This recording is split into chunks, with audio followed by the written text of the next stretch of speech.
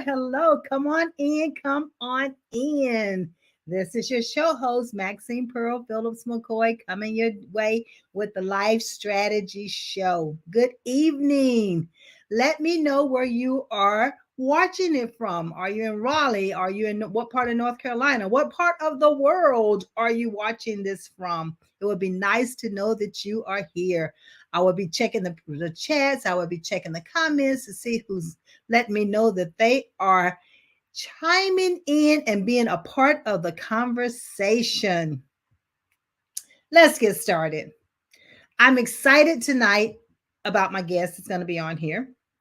But you know, the show is called Life Strategies for a reason. And that's because the individuals who come on talk about the strategies that they have put in place during their lifetime that has helped to propel them where they are today. Levelless is a part of my life strategy. Oh, I started out as GAMS Unlimited, but there's a division of GAMS Unlimited, which is level less. And level less is all about knowing your worth, advocating for yourself, and succeeding on your own terms. And see, we work with adults in transition. I mean, we're talking about unemployed, underemployed, those who need to be promoted but have not yet been promoted, or even unsure how to become promoted in the current job that they're in the roles and responsibilities that they are doing. And also, what about pre and post retirees? Well, you need to be able to repurpose those skills that you've been doing that, because I always say career is a lifetime, but life is a project. A project has a beginning date and an end date, but it never fails that when you see those dates, you always see a dash. That dash is who you are. That dash is your achievements. That dash is everything that you've been doing during your lifetime. That dash is a part of your legacy. And see, we even work with high school students and college students. And the way in which we work with them is because many times, think about yourself when you were a high schooler, maybe 14, 15, 16, 17. Were you sure about what direction you were going to take? What career path, what profession that you were going to go into? Majority of the time, we did not. Now, there are some who do, and I applaud them. But for those who don't, and for those who are stuck, and for the parents who are unsure how to help their teenager or how to help their young adult who's in college and unsure what degree plan to go for, or what even, the profession. What about military? What about working for someone? What about you just regular employment, right? But what about if you do want to pursue the educational level? But you also need to understand what direction you are going to take, and that direction needs to be complementary to what you do every day in your God given abilities, natural abilities, innate abilities. However, we define them is what you do naturally every day. And therefore, that's your sweet spot. Many times it ends up being your passion and a part of your purpose. Well, we have a person here today, and his name is Marc Lee. Marc Lee is the executive producer for Pod TV. That's right, Pod TV. And that's what we're on right now is Pod TV. We're on live, Facebook Live, but it streams to Pod TV Live. It streams to Roku Live. It streams to Amazon Live. It streams to, we are in at least 200 countries. Ladies and gentlemen, 200 countries. And the gentleman that I am about to bring up makes all of this happen. That's right. Marc Lee, the executive producer, and he has his own company, Lee Entertainment. Come on down, Marc. I can't wait to have this conversation with you. I'm looking forward to this conversation. You actually said something that really resonated with me, Maxine, and I've actually talked to a number of people about this because one of the life strategies that I oftentimes talk about is something that you just mentioned, which is career versus job. And I know that when it comes to media and when it comes to things that have to do with event planning, I consider those more careers. And we do know that sometimes there are things that happen in our lives that we have, sometimes have to have jobs that pay the bills. And that is where I differentiate, because sometimes you will take work, and there are times that I've worked for Measurement Incorporated, even the Hayti, even though I love Hayti dearly, that fits more in the job aspect than the career aspect, because career is something that I have a deep passion for. And you were mentioning about those passions. So as a youngster, a young kid of preteens, I didn't know that I was going to go into journalism, because that was the time of Watergate and all of that kind of stuff. So I was watching people like Walter Cronkite, and definitely uh, Bernstein, Carl Bernstein, and Woodward, and all of that, and saying, "Hey, this is something that I think that I would like to do." And there were parts of journalism that also interested me, where they dove into the lifestyle. And I'm not saying that I necessarily wanted to get involved in all the lifestyle choices that Hunter S. Thompson made, but he did something called Gonzo journalism, which you kind of immerse yourself in what you were covering. So he went to the Kentucky Derby. He also got involved in the Democratic Convention and a number of other things. And sometimes there might be some less than scrutable things that were going on in that space, and that's the reason that I didn't necessarily want to go full Gonzo, but I did admire some of the Gonzo journalism aspect, where you would put in your life into what was going on. So like you're part of the political realm, you would go into those realms and go into some of those backdoor meetings. If you were talking to people that were in the drug culture, you might put yourself in that drug culture. And that was something that was a little bit too far to the extreme for my liking, and all in that take. But I did have respect for folks that wanted to do that kind of investigative reporting. So it's something that I thought I wanted to do, and did get a degree in that from the proud University of Marquette, and all along those lines. All right, all right, all right. But listen, ladies and gentlemen, he's already dropped some platinum nuggets, because y'all know we go beyond, go beyond what gold, and we go all the way to the platinum. And so, Mark, you said a couple of things. You said, career versus job. And Yeah. that is so important, that individuals do understand that there is a distinct difference. Mhm. And that career is a lifetime. Right. But isn't it awesome that you've landed on that sweet spot, Right. that you have a love for what you're doing? And the thing about it, that if I'm not mistaken, I heard you say you determined what direction you were going to go, because there are several different options you had out there, Oh yeah. but you knew some of them were against your morals and your Yeah. values. So you chose the one that represented what you had a love to do. Yeah. Speak a little bit about that. No, there's no doubt about that. Like I said, even in the journalism field, there were people that might do what used to be called the yellow journalism, which is kind of a type of investigative reporting that is not that favorable in the journalism space, because it's kind of the slanderous kind, and it's kind of the stuff that we even see to this day in the social media. So I knew at a young age that that was not the kind of reporting that I wanted to do. I definitely did not mind shining light on people that were doing negative things, be that folks that were corporations that were doing negative things, and other folks that were doing negative things. But I didn't feel that you needed to necessarily slander or do some of the negative aspects of what was going on. So that's why when I first learned about yellow journalism and some of that sensational journalism, I was like, no, I definitely am interested in the journalism field, but I don't want to go in this type that is a little bit too much on the sensational side. Right, right. And that's so important, that at that age you were able to make that discernment, and you knew Mhm. exactly. But there are so many young people and our youth, between 14 and 19, that's coming out of school. They can't always make those kind of Yeah. decisions. And that's why we need mentors such as yourself. We need parents that's taken an active role in their students' lives, in order to help them make those informed decisions. So No, and again, that's I admire that. one of the things I was going to add in terms of those life strategies is that, as I told you before, I was fortunate to have folks that are part of that generational wealth, that generational knowledge. So Right, definitely, I have some folks that are part of my legacy that I am kind of standing on their shoulders, because I have mentioned on this show, as well as other shows, that my parents started a radio station in rural North Carolina because they were fans of jazz, fans of blues, fans of all our right. voices being heard. And they were like, they're not hearing those voices heard. So when I was a preteen, they went through the process of starting a radio station with no radio background. My mom was trained as a guidance counselor. You're talking about people that guide our kids and everything. Mom was trained Right. as a guidance counselor, and dad spent some time in the military, in the Air Force, and also was involved in the civil rights and was trained as an engineer, but not as a radio engineer. So that is some things that I saw. And then, as I mentioned before, my grandmother actually there in Raleigh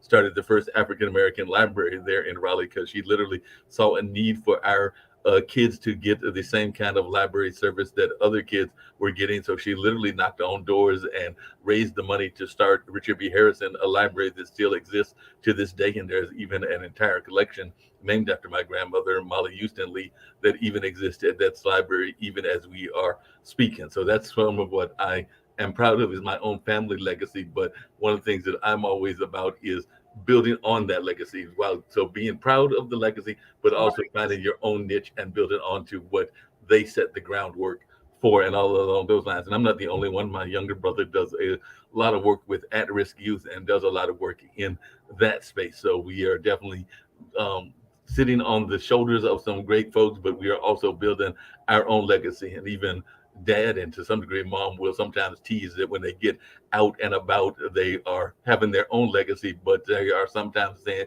having some of their friends say, "Oh, so you're Marc Lee's dad," and all along those lines. So like I said, they are proud of some of the legacies that I have built. And while dad is a well-known artist here in this area, he is also following and proud of some of the things that I am doing. So we know Father's Day is coming up, so I'm definitely a lover of both my dad as well as my mom as well, because she just recently celebrated her 81st birthday, and dad is going to come up on 83 and still active, very active. Like the dad's birthday is actually 2 days after Father's Day. So that is something else that goes on in my life, as well as that family legacy, but also maintaining that heritage and that connection to the family. Wow, Mark, you just gave us a nice generational a line of, the hierarchy is how I look at it. You know, And you talked about your mother and your father, and they went into the radio business, mhm. having no experience, in that particular field. But Mark, what you just shared was the fact that when I talk about those innate abilities, those everyday abilities that you do, that you were born Mhm. with, that nobody had to teach them to you, you just gave us an example of that. Right. Because that's what your mother and father did. They used something that was already part of them, their DNA, Mhm. in order to move forward with that radio station. Right. They didn't have to have the formal training. They didn't have to have a piece of paper. All they had to have was that desire, and then it kicked in. Right. That everyday natural ability just kicked in that they were born with. Right. So that example, I love the fact that you gave that example, because I could piggyback on it and Mhm. show individuals and help individuals to understand that we all have everyday natural abilities that we use. We just don't even think about them. Yep. You don't even think about them. But how awesome would it be that we start helping our 14, 15, and 16-year-olds to understand those abilities, to discover them, identify them, or even confirm them, so they'll know what direction they are to go? No, and ironically, you mentioned Pod TV earlier. One of the reasons that I really admire what Nick and Kim have done is when I think of their narrative and when they have shared with me their narrative, there is some parallels, because while they Yes, come from a different culture and definitely are not necessarily from the African American or other cultures along those lines, right. they definitely saw a need similar to what Need. we are talking about. So they saw this kind of needed that was not being addressed. So they had to try to approach some of the big corporations in terms of media, and we're given like some crazy hour, like at 2 a.m. when not many people are going to be watching stuff at 2 a.m., even if it's on PBS or on ABC or a number of other places that they had those dealings with. So when the pandemic was happening and when other things were going on, they were like, let's find a way to share our voices and to get some kind of perspective other than what we are hearing from the traditional media. So maybe some people from India or some people from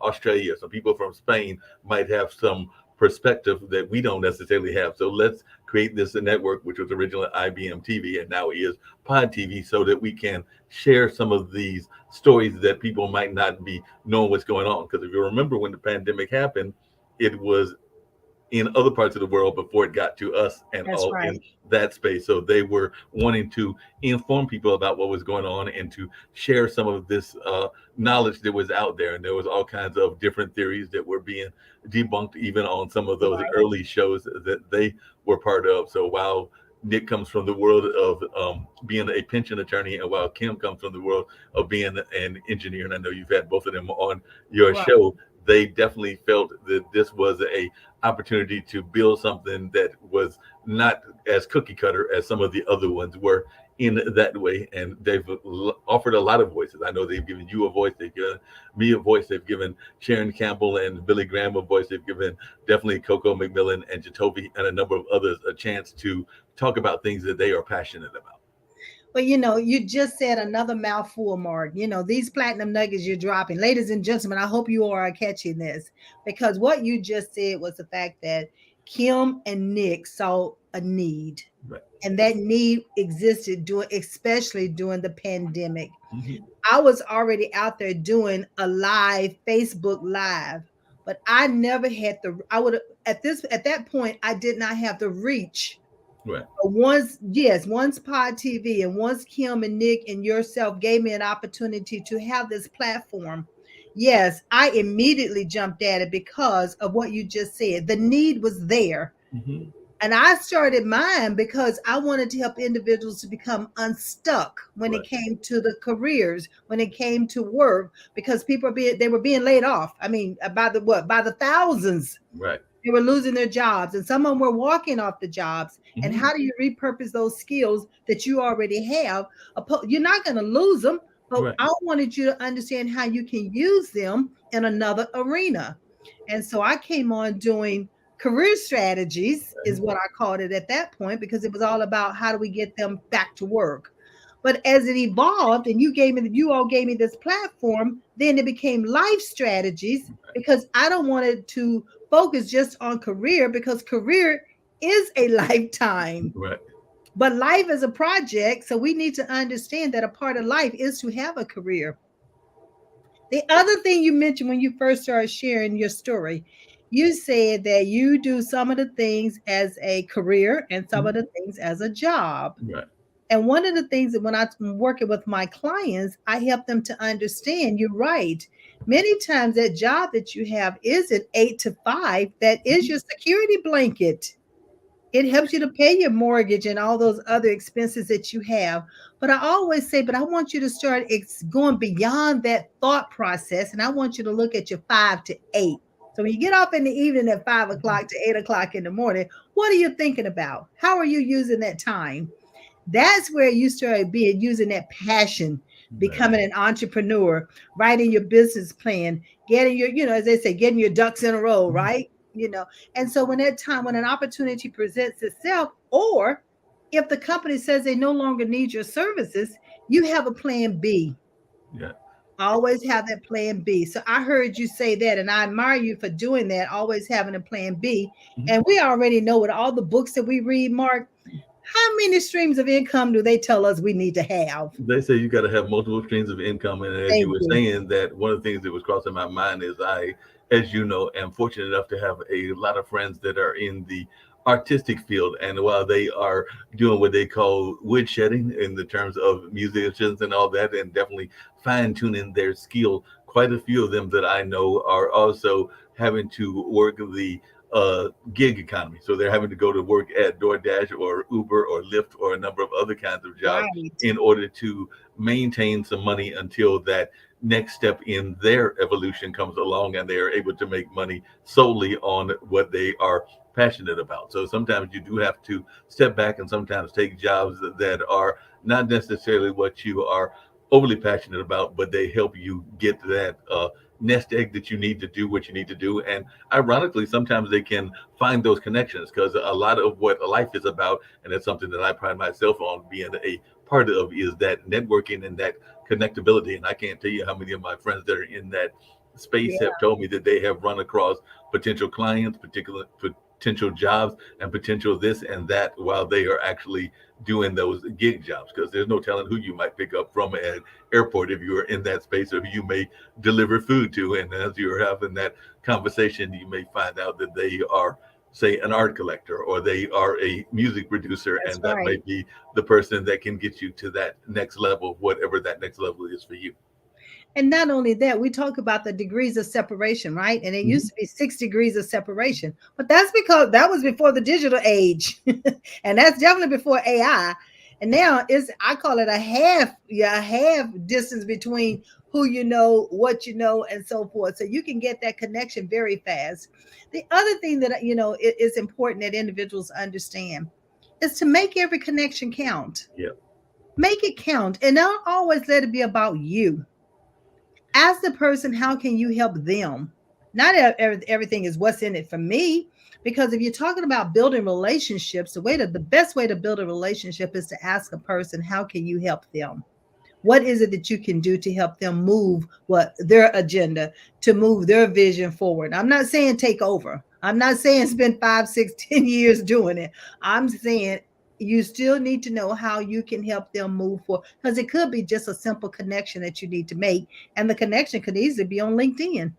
No, LinkedIn is a wonderful tool. That's actually one of the places that I learned about this live streaming space at, and I'll definitely be mentioning the two folks. One that was on LinkedIn, the other was actually, I think, mostly on Facebook and YouTube, and I'll mention those in a minute. But one of the things that you brought up, Maxine, that I think is very important and can be a danger for a lot of folks, and I know that I have been guilty of it as well, is that we all have our own visions, we all have our own ambitions, we all have Mhm. our own things that we are very passionate about, but there can be a danger sometimes of letting other people's visions and other people's dreams be your vision and your dream, or that they Right. take over those visions and dreams. So that is one thing that I would urge young people to be cognizant of, is to make sure that if they are supporting somebody in their dreams, whether that is a friend that wants to be a basketball superstar, or a friend that wants to be a major chef or whatever, and maybe they're planning Mhm. to open a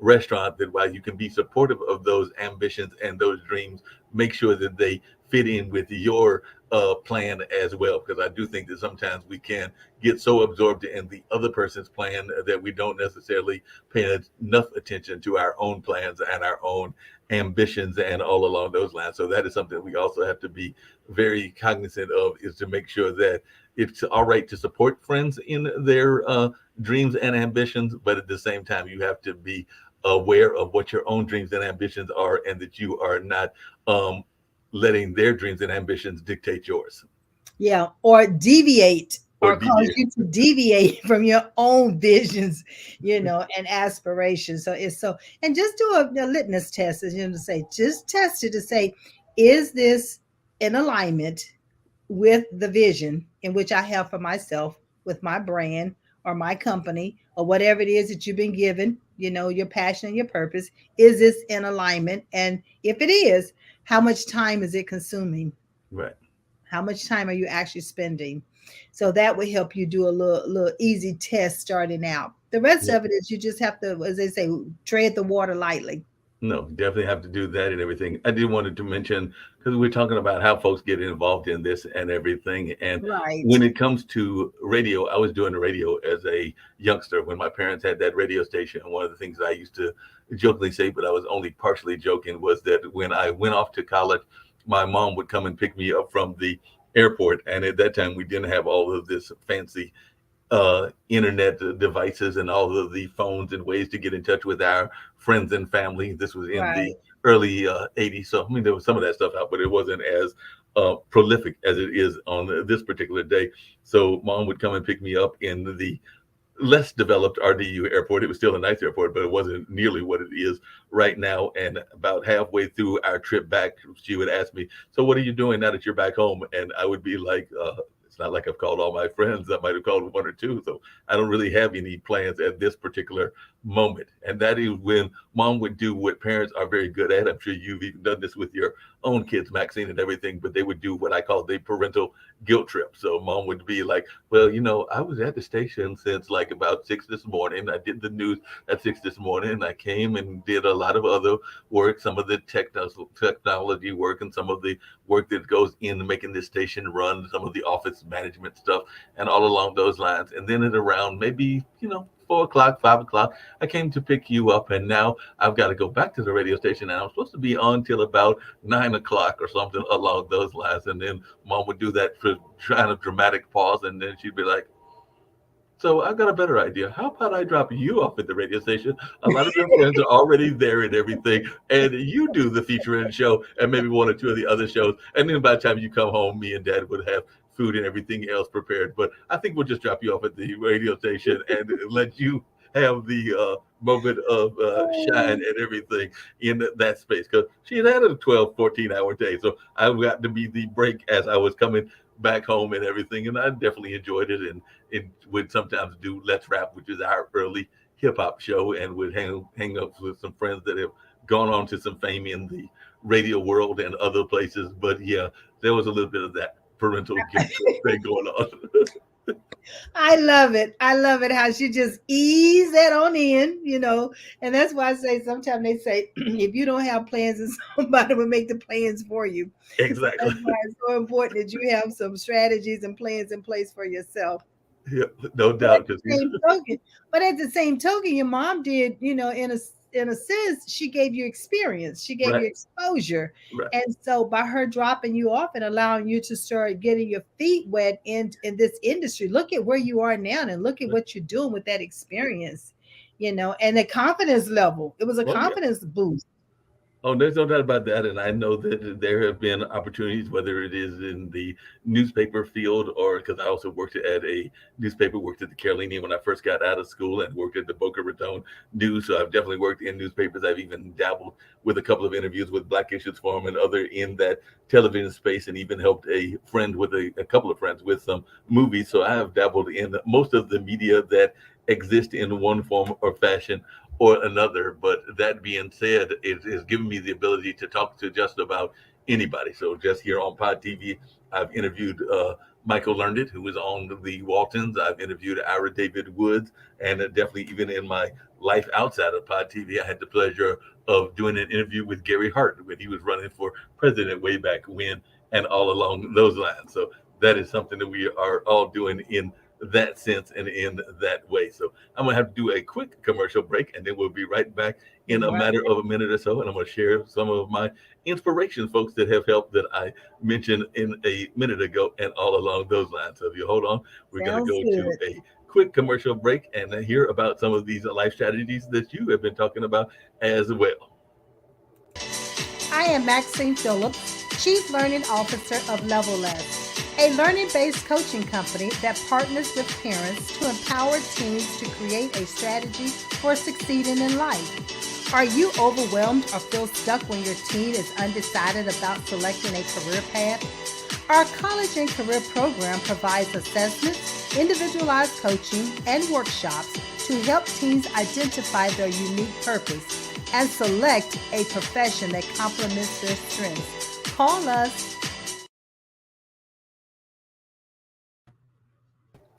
We're Well, back. I'll tell you what, Mark is just dropping some platinum nuggets, ladies and gentlemen, and I trust that you are picking them up.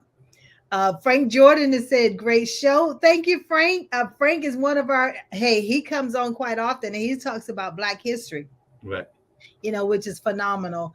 But, Oh yeah, definitely. Frank has done some amazing things in that space. What I was yeah, going to share with the listeners that are watching the Life Strategy Show is that sometimes the life strategies can come when we are least expecting it. So, like I said, I've done radio. I've helped with the creation of North Carolina Central University's radio station in its early days with Donald Baker and with some of the other folks, including Jerry Carter and some of the others that were in that space and everything. But through that is how I first got introduced to podcasting. So I definitely knew what podcasting was and how podcasting was done and everything. But there was a young lady named Ty Jones and everything. She was actually, I think, one of the godchildren of Jerry Carter, one of the program directors. And she was like interested in this podcasting space because it was something that many people were getting in. There are thousands, if not hundreds of thousands of podcasts throughout the world. And she was like telling me and others, let's have our own podcasting show. So that started off as Straight Talk with Ty Jones or something along those lines. And then eventually there was some differences as to how the show should go, because she was more into the entertainment aspect of things and all Right. along those lines, and we wanted to be more hard hitting in that sense. So, with that being said, she then said, "Hey, let's go create our own show in this way," and so we started what became Straight Talk with Dean and Mark after Ty had shifted away and gone in her own separate direction, and that is still on the air, even to some degree at this particular time, and all along those lines and all in that space. So definitely that is something that we were glad to get involved in. And from that came more of the live streaming. And I first heard about live streaming from watching a show that was, you're gonna get a kick out of this, Maxine, but there's a guy named Srinivasan that literally to this day will read the New York Times and will have guests on that talk about what is happening in the New York Times. And he is a PR person out of New York. So I used to be an avid reader and avid fan of his, and that was on Facebook and YouTube, and it's still on Facebook and YouTube. And he'll have guests on that are everything from authors to a number of other type of people in that space. So that was one of the first live stream shows that I did. And then I started meeting others like Brian Shulman, that does Voice Your Vibes and What's Good Wednesdays and Shout Out Saturdays. Voice Your Vibe is his company. And Tim Sohn, who is up there in Pennsylvania and does a lot of shows around health and things in that space. So I've seen in these amazing live stream shows, which is like the video version of the traditional audio version of podcasting. Well, that's going to bring us to start talking about the difference in these different types of podcasts. But we got Sharon Campbell who's watching, and Yep. Sharon comes on Tuesdays at 6 o'clock, I think, 6 or 7. 7 o'clock. 7 o'clock. So y'all need to make sure that you watch the Sharon Campbell with Prospers, the purpose of wait a minute, Sharon, give me the right name. Plan to Prosper. Prosper is the name of her show. So be sure to come on Tuesdays and watch Sharon right here on Pod TV. So, Mark, as you were talking about the different types of podcasts, because I know when I first started my podcast show, I was just with the Facebook Live. I say just because I didn't know anything different at that time, and it was started during the pandemic. But help us to understand now, how can, first of all, how can individuals get into podcasting, and then secondly, what would be some of the strategies that you would like to share with them?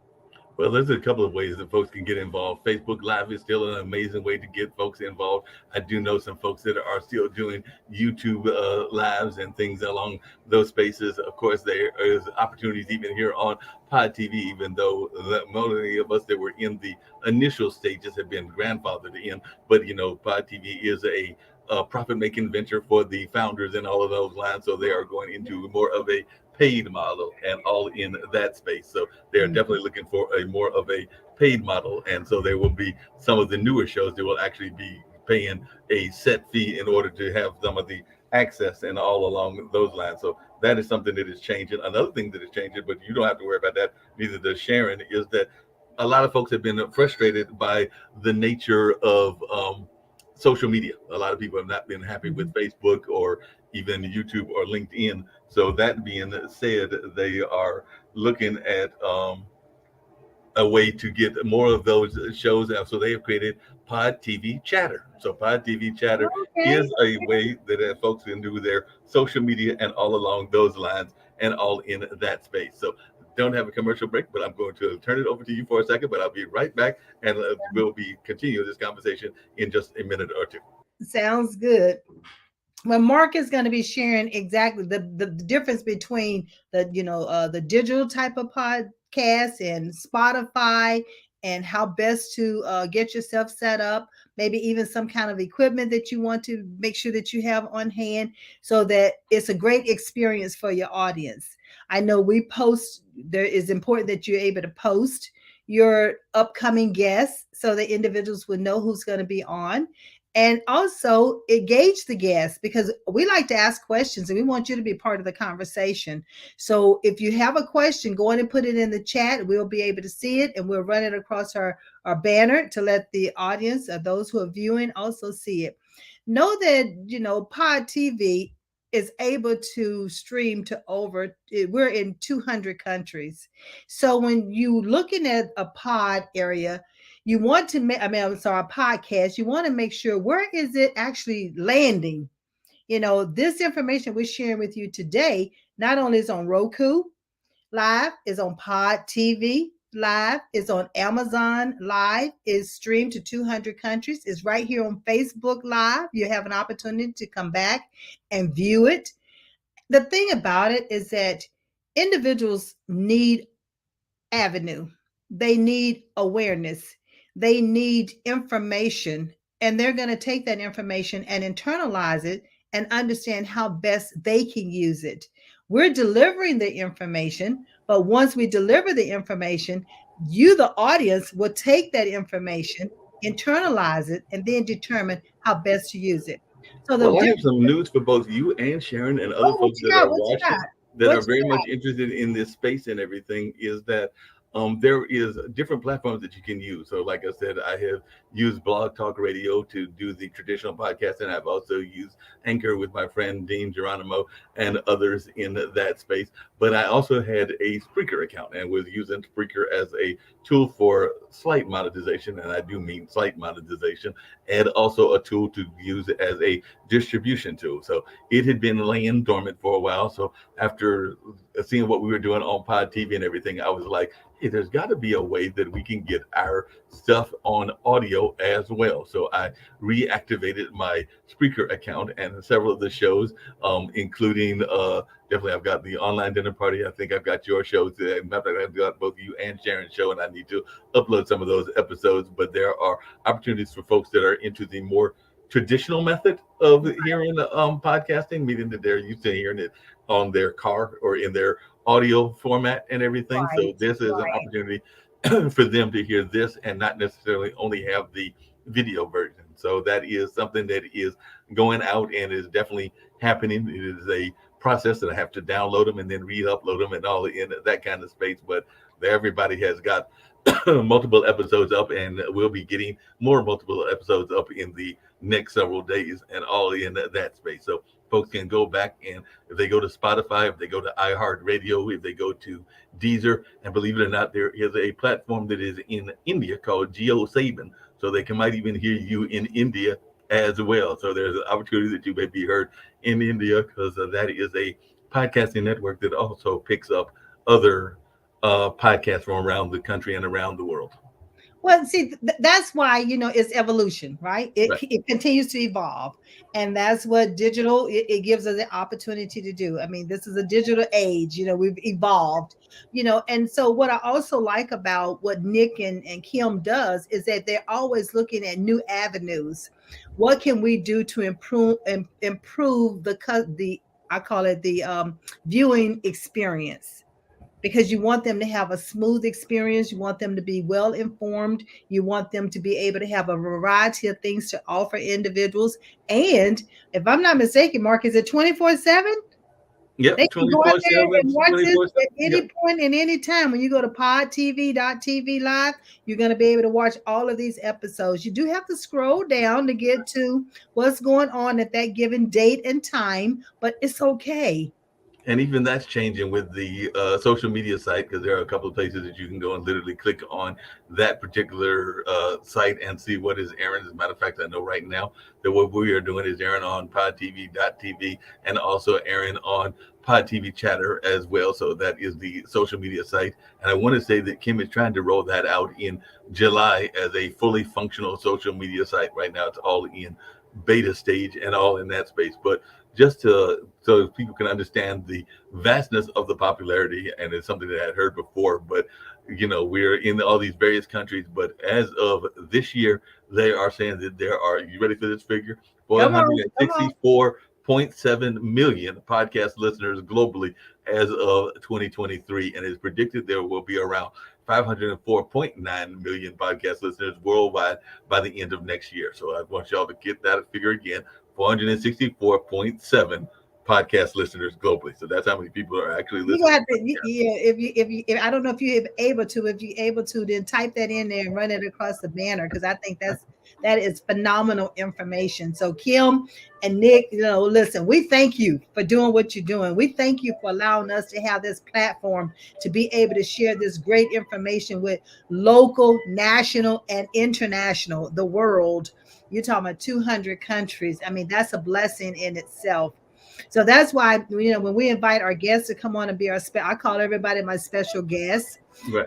It's beautiful to be able to share with them all the different areas and all the different places in which this information is going to be seen and heard. And we have Paulette Austin, who's just chimed in. Paulette, thank you so much for listening. Mark is putting these figures on the banner so Right. that you all can see the how it's impacting the world. It's impacting the world. So we call it podcast. I call it a TV show, but the whole objective is to communicate this, get this information out there so that individuals can hear it. They know that they're not alone anymore. It's about improving our mental health as well. We Right. have places that we can go and we can listen and we can get tips and techniques and recommendations, and we can see that it has worked for someone else. So some of the things we can try for ourselves. You mentioned that earlier today. I did one of the shows that not just produced, but that I host as well. So I actually did the radio show with Marc Lee, which is the one that is on Monday nights, and they actually came with that name, meaning the folks at IBM TV, as it was known at that particular time. And then I came up with the other one that I love dearly, the title, which is the Online Dinner Party Crusher, because I was like, Like if that. you had a group of friends that didn't know each other and you invited them in for a social environment, kind of the old dinner party that you would hear about in old movies and everything, what would it be like, and what kind of interactive conversation would you have where people of different backgrounds meet and are connecting and learning about each other? It can be some very fascinating conversations. As a matter of fact, I know that there was a time that I had a theater person on with a tax accountant, and ironically the tax accountant used to be in the theater when he was a young man, and of course no theater can exist without having some financial background. So that was some of that cross conversation that took place in that episode. There was another time that there was a woman who unfortunately had lost her husband to homicide, but there were other guests that were in the theater world, and some of them had had some horrific experiences as well in their own lives, and there were some Right. shared stories on that show as well. So a lot of times the things that are going on are in that space. By the way, that's another figure that folks may be interested in. There are around 150 million podcast episodes, averaging 50 episodes per podcast. So that is how many. It's a very Wow. crowded market. But one of the things that, as I mentioned to you earlier, when I hear people talking about podcasts, and most of the time they are thinking about being a content creator. And that is what I am a big fan of, and all in that way, because I think that sometimes, not saying all, and I'm not saying that you don't want to pay attention to aesthetics, but I do think that sometimes we get too caught up in the aesthetics and not enough in the content and the quality of the content. So a lot of Right. times when I bring on guests, or when I am talking to guests, or when you are talking to guests, I am oftentimes amazed at the quality of information that they're getting. Some of these life lessons that we've been talking about Yes. on Yeah. this day. And if you can definitely want the right lighting, the right mic, the right this and the right that. But I think that that is a secondary, at least in my opinion, to making sure that you have quality content. Because without quality content that folks want to listen to, all of that fancy equipment and all of that money that you have spent on that fancy equipment is to a waste in some degrees. Because I think that you have to have the kind of content that people are interested in listening to.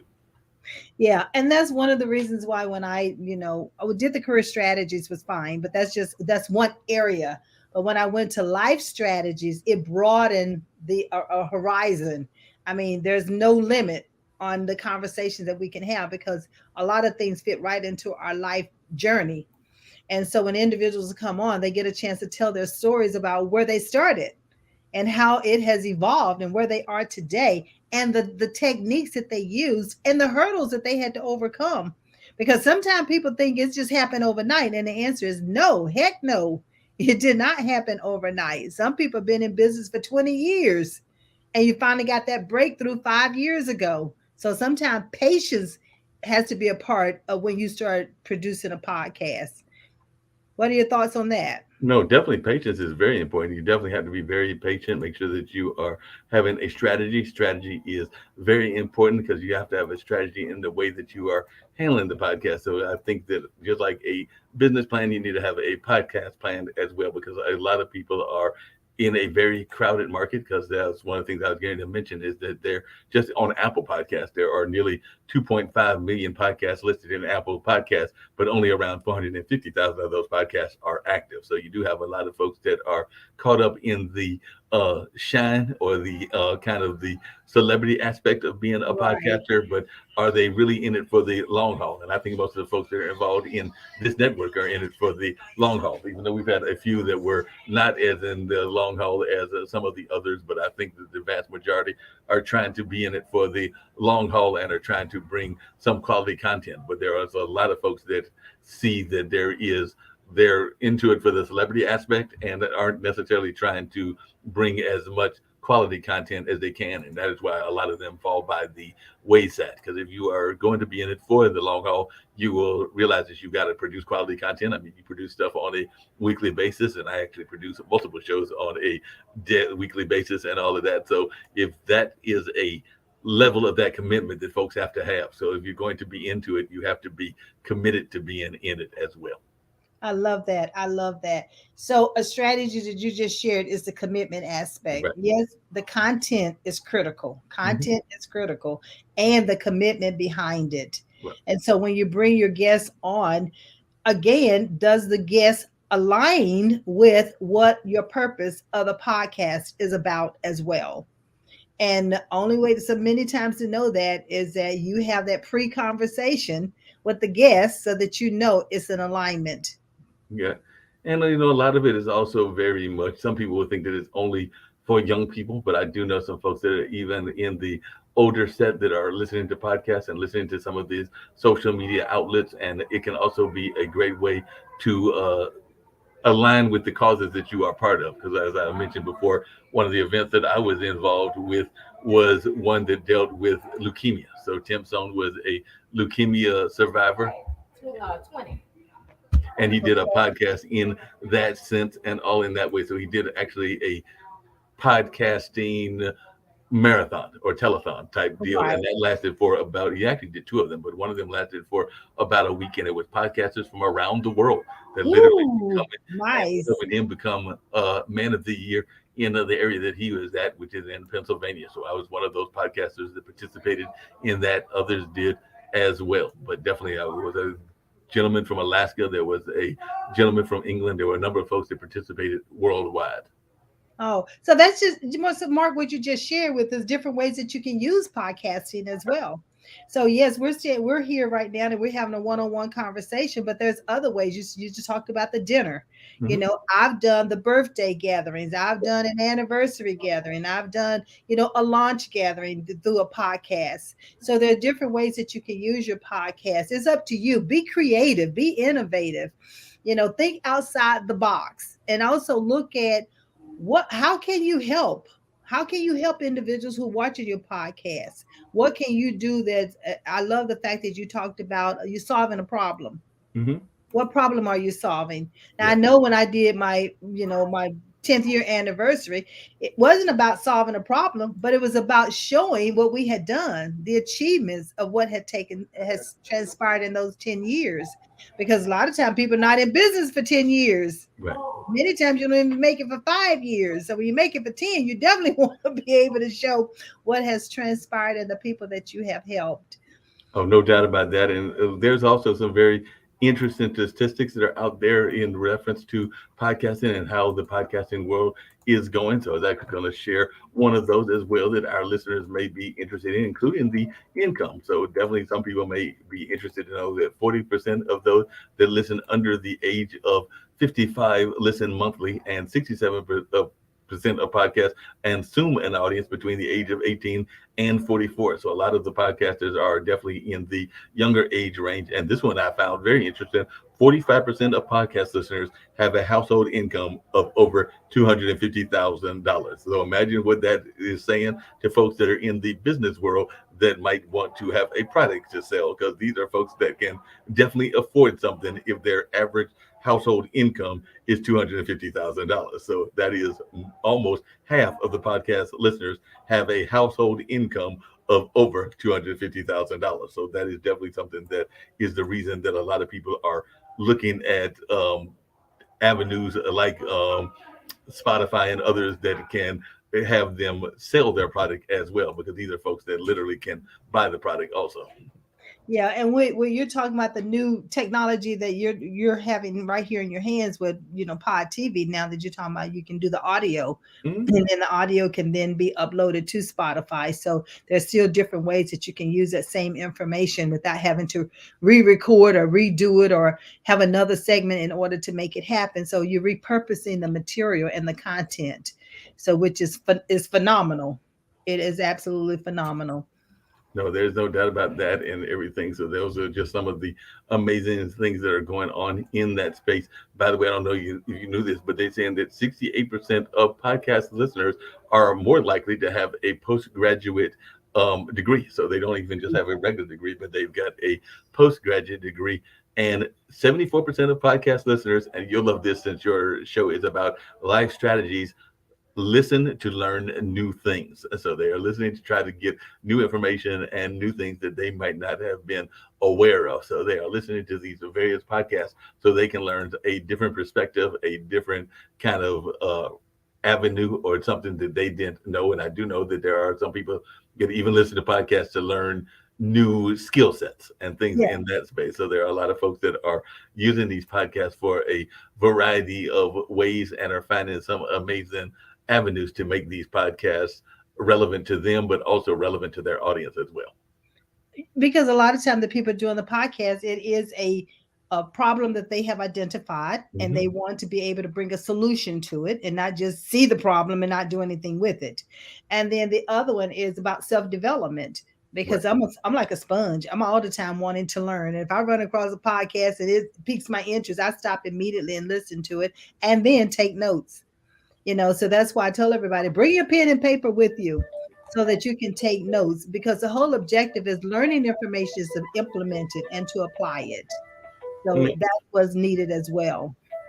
Definitely that is what is needed big time. You got to have those kind of systems going on and all in that space. And there are a number of newer tools to try to get folks involved in the podcasting world. One of the things that me and Nicole put together was this idea of Max Distro, which is trying to help people learn more about podcasting and even ways to get their podcasts out there, because there are a number of ways that podcasts can be gotten out there and can be reached in that sense as well. Oh, so are you talking about marketing, advertising? Marketing, advertising, making sure that Okay. the podcasts are heard in the various avenues and all in that space. Especially with their target market, Right. because we always talking about your persona or your avatar or your niche. So it's important that once you get the content and you got the podcast going, then how do you get it to the right audience so that they can hear it as well? It is the word of mouth. Is just some people help you to spread it, and some people put it on their Facebook page or LinkedIn page and help you to promote it. But also, I love what you're just saying, because there's some other things that you all are bringing forth that will help us be able to put this information in front of the right audience so that they can hear it. Yeah, definitely. And there are new ways that people are doing that. Like I said, I know that they're talking to a group of business ladies. I think they're out of New York about bringing a business style show to the network and all in that line. So that is part of that new model that they are trying to put together, of having some people that are interested in having their content put out there. Ironically, that was one of the conversations we had earlier today, because we had a guest on that had a patent and everything, and some people were trying to figure out whether they would be able to do a show that revolved around their patent, and whether they had resources to pay for that tool and everything along those lines. Yeah. And at the same token, you're talking about patent and you're talking about copyright, you might be talking about trademark. That's something that, Mark, that we have to take into consideration. If you're going to put that information out on a podcast, it's out there. And so if you're going to copyright it, then you need to have already had it copyrighted before you put it out there, and make notation that it has copyright rights to it. Same thing with trademarks, same thing with patents. But if you put it out there and you have not done any of those things, then you're leaving yourself open. Yeah, no doubt about that. And that's one of the interesting things, was that a lot of people had been looking at podcasts, including music podcasts. And I know that there have been a couple of music podcasts, including some that I have been involved with, that are learning that you have to put some notice out there that the music is, you have the right to the music, and that that is music that can be used. And a lot of times the the kind of tools that are out there, whether it's YouTube or whether it's even Spreaker or Facebook, they want you to provide evidence that that is your music and that you have the rights to do that. I actually just got a letter recently from a Spreaker because there was a show that was R&B oriented and there was another one that was kind of more well, both of them were R&B oriented in that space, but they were definitely saying that they needed a document from the most from the musicians and others, making sure that that was actually approved in order to be shown. Otherwise, you run into some of these roadblocks that are out there as well. So people definitely need to be aware of the roadblocks and be cautious of those roadblocks as well. I know that a number of the shows will run across the banner that there is Yeah. the music is not being used for commercial purposes and nobody is making any profit off of this. And that is oftentimes a tool that people can use that is effective and can be efficient. It's kind of almost like the poor man's copyright in the sense that if you make that public and you do that on a consistent basis, it will sometimes stop certain folks from going after you, but it won't stop it all the time because there are times that they will still go after you for one reason or another. And let's be fair about it, let's be legal about it. Right. So, if whatever you do, if you're being honest about it, then do it the right way. It's just simple Exactly. as that. Just simple as that. Because a lot of people spend a lot of money and time in order to get where they are to do what they've done. So the last thing we want to do is not give credit where credit is due. Right. So that's another thing about podcasts is that keep it legal. Right. All I can say, just be honest, just keep it legal. And that way it keeps us out a whole lot of hot water. Yep, definitely have to do that. And if you are doing certain podcasts that are in certain fields, make sure that you are being above board and everything. Because one of the things that I am not a big fan of, and I mentioned it before, some people are, is I am not a big fan of scripted questions. I don't mind questions that are used as a guidance, and I've even got some from podcast guests and other services that I use that they may give you a guidance tool, but I try to stay away from scripted content just because I find that it is not as natural and it is not as informational in my sense as some of those that are very scripted. So I'm not a big fan of overly scripted kind of a podcast in that sense. And I am totally not a fan, even though there are some people that are in this lane of what I call paid guests, because a lot of times there are people that will come on shows and want a certain amount of money and all in that space and all in that kind of way. And I run away from those kind of folks because I am not trying to put myself in that jeopardy. And a lot of the services that I use, like podcast guests, will tell you that they are not fans of either the podcaster being paid or the guest being paid. So that is something you also have to be cautious of as well. But one of the things, Mark, is my understanding that we'd like to see happen here at Pod TV is advertisement. Yes. We'd like to have individuals that come on, that our guests that come on and maybe advertise, along while they're here. And that is a fee for advertisement. Right. So that's an option, that our guests are be able to select from as well. That is very much the case because any business, and particularly a business that is in media, it is oftentimes the advertisement. It is how they are able to stay alive. And that doesn't matter whether it is newspapers or whether it is the radio or television or a number of other things as well. So definitely it is something that we need to be aware of, is that most media is a business at the end of the day as well. So definitely you have to have sources of revenue in order to stay afloat. Exactly. Well, we had Patty Williams with us, and she said thanks. She enjoyed the show. So the information has been very, very received. Thank Mark. I just want to thank you so much, Mark, for coming on and talking about podcasts, because I know when I first started my podcast, I was very nervous about it. Really didn't know what I was doing. And I had someone to challenge me and said, Maxine, you have so much information on careers and helping individuals to get their career path going in the profession to choose. Why not do a podcast? And I said, okay, let's try it. I went on and talked for about 3 minutes. And next thing I know, I said, meet me back here next week at the same time. And I've been here for 3 years now. So you just never know how it's going to end up happening. But the most important thing is look at your content and be willing to help others. Be willing to share your wisdom. So Mark, give us some closing strategy, or tell individuals how they can reach out to you. Oh, definitely. If they want to reach out to me, they can definitely reach out even about opportunities in the podcasting lane or in other lanes by reaching out at bluesradio@gmail.com. That is the primary email that I use, and all along those lines. And I would definitely be willing to have those conversations and everything. And then, of course, we'll walk them through the process as to creating their own and all in that kind of space. And of course, as several friends of mine have told me, consulting is something that you have to get some monetary for as well. So definitely I can do an initial conversation, but after that we'll have to talk about strategy calls and all along those lines. But definitely it is something that I am open to having those conversations, but we can have an initial email and all in that space of 15 minutes or so. And they can also get on my Calendly if they're interested, and that is calendly.com/blues radio, since I do have that blues background as well. So if they want to go to calendly.com/blues radio, they can definitely book a Calendly session, and we can try to find ways to have some rewards coming to even some new shows and all in that space, because I know the network is trying to find new content. And of course, I'm always willing to have those conversations and help people get their visions aligned and all of that. And there's things that I don't know, and I admit that I don't know, but I have friends in my allegiance that know those a lot better than I do. So I would never claim to be the one that knows about AI or any of those kind of things, but I do have friends that are in that space that can have those conversations much greater than I can.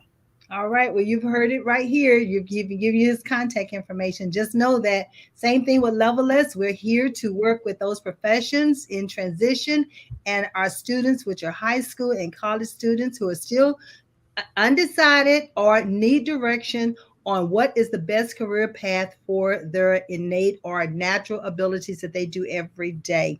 Reach out to me at levelistco.com. Let's get you started. Parents and students, we're ready for you. And those who are in professionals and those who are unsure even how to get promoted, let us get you that promotion. So this is going to do it for us this evening. Marc, again, thank you for being here. Executive producer, PODTV.tv. And the Marc Lee, the Lee Entertainment. Yes. So I appreciate you.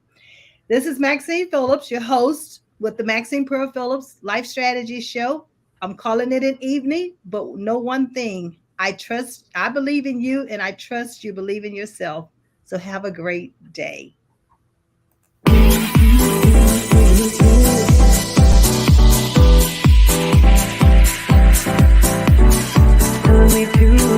Taking a chance.